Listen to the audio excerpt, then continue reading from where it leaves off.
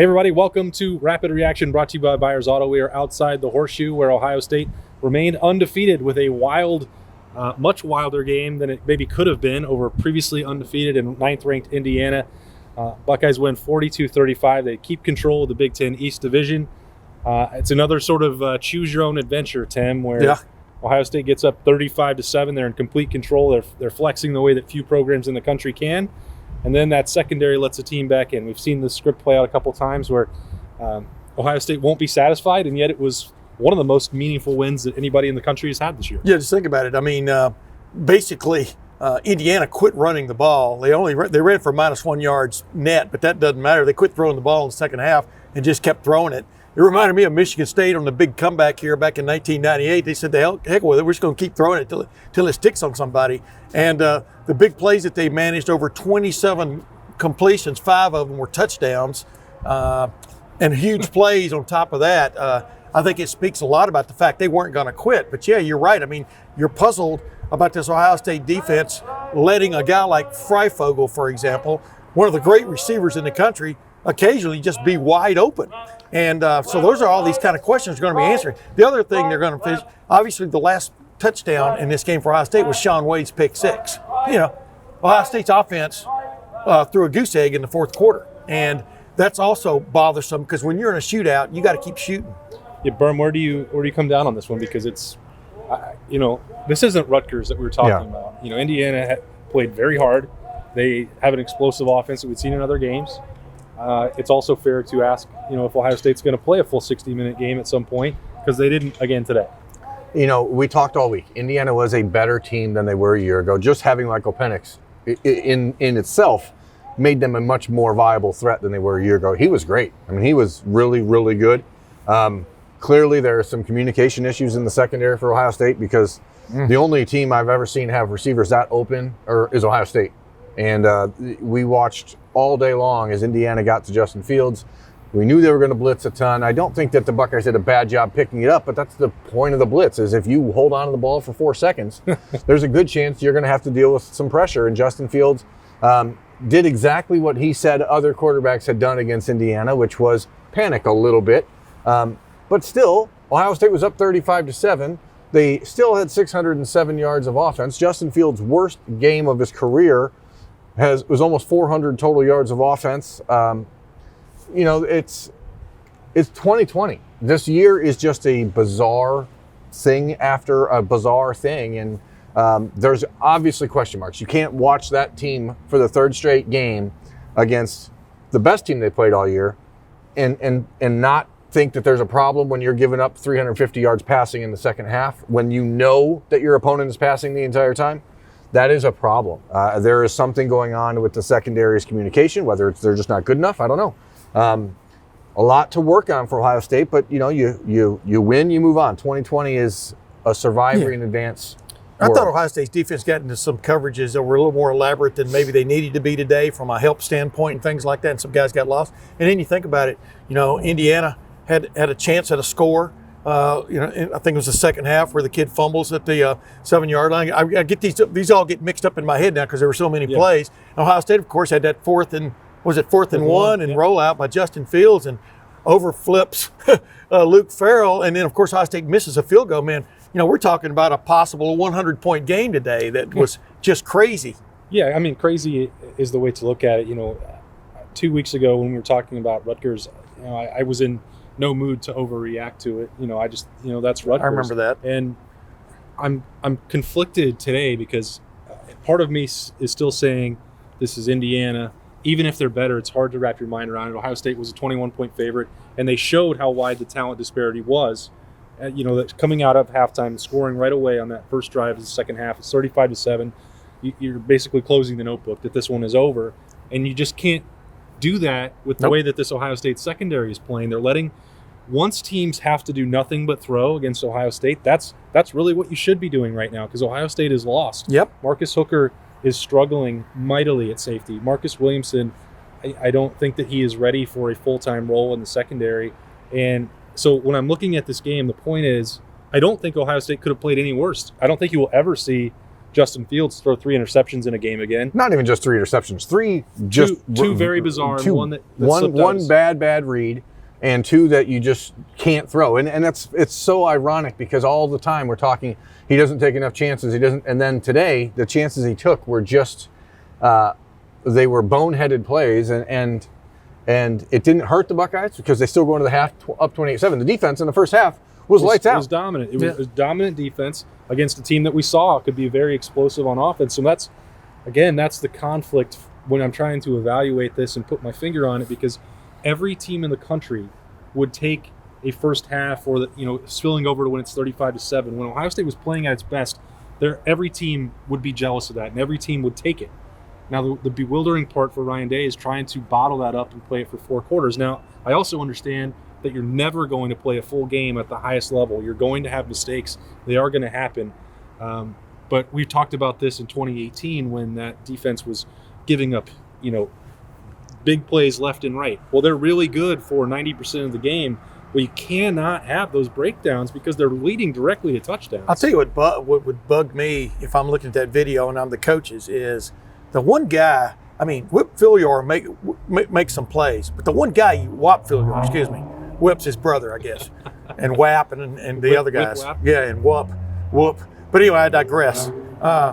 Freifogel is the guy you had to stop. Freifogel's the guy who really, in the last several games for Michigan State, has made the really big play that kind of flipped it for him.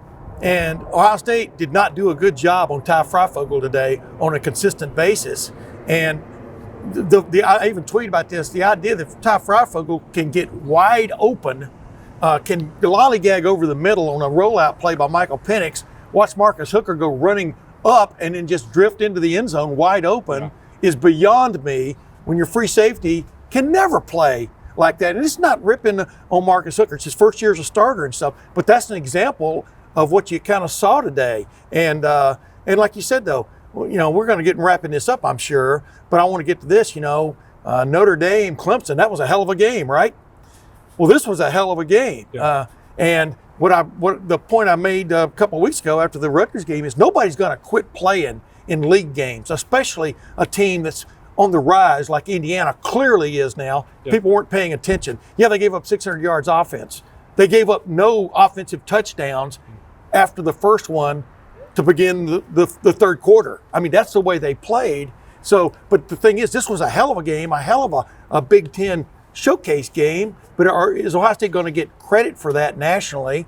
I think we got to wait till the polls come out. Yeah, I mean, it's the you hope it's the wake-up call that the defense needed again to have this happen over and over. And I tweeted during the game, like, they lost Jeff Okudah, they lost Chase Young, they lost Damon Arnett. They lost Jordan Fuller. And Jordan Fuller is the one that all of a sudden you seem like you can't replace him. And I guess it just speaks to sometimes you don't need a superstar at every position, but you need a guy that is going to do his job. And nobody did his job better than Jordan Fuller.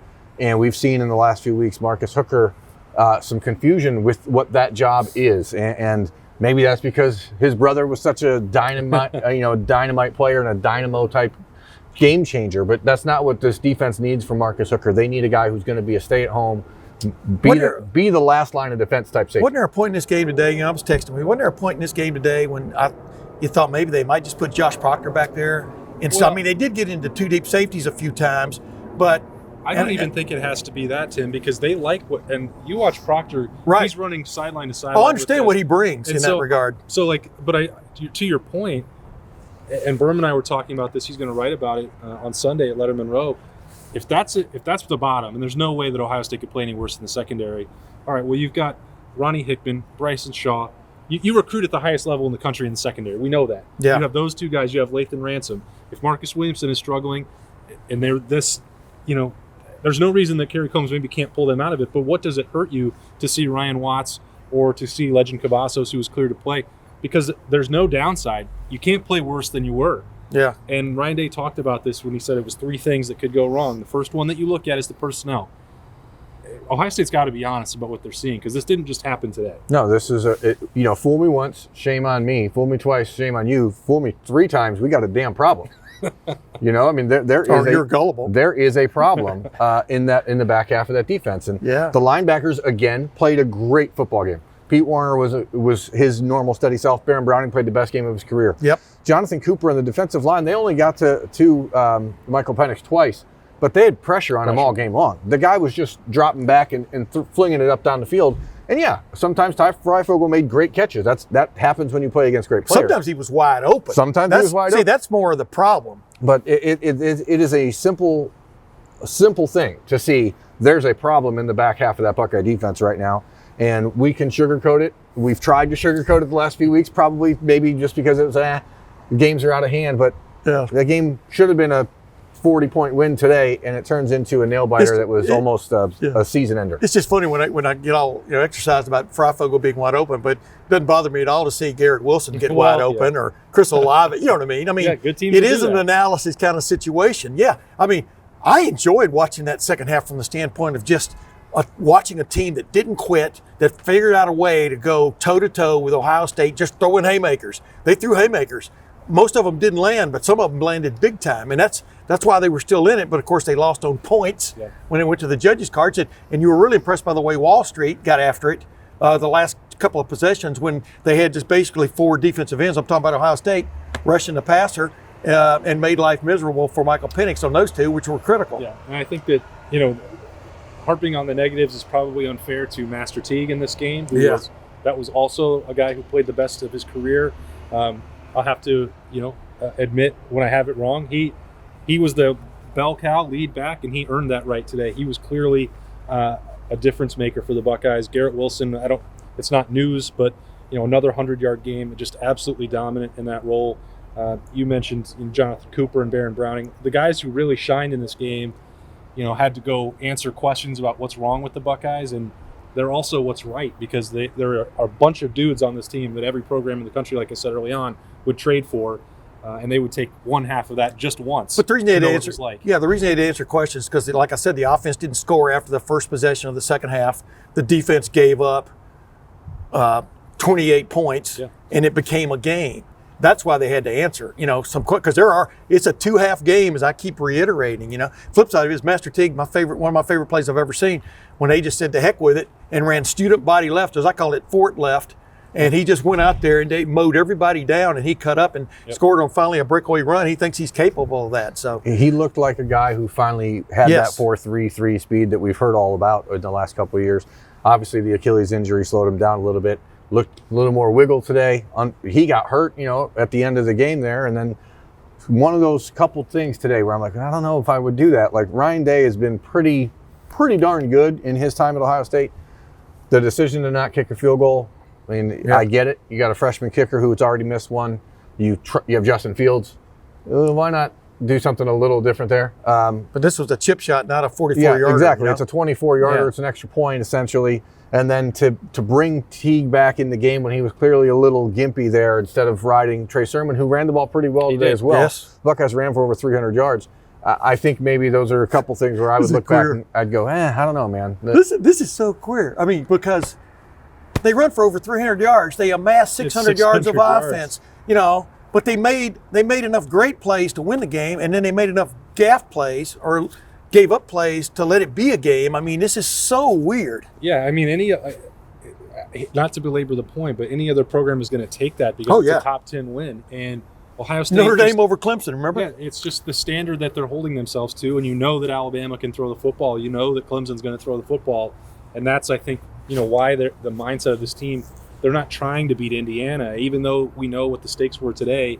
The East is not their goal. So they know that they have things that they've got to fix. Spencer brought it up off camera before we started. Like, think about Alabama and Ole Miss, okay?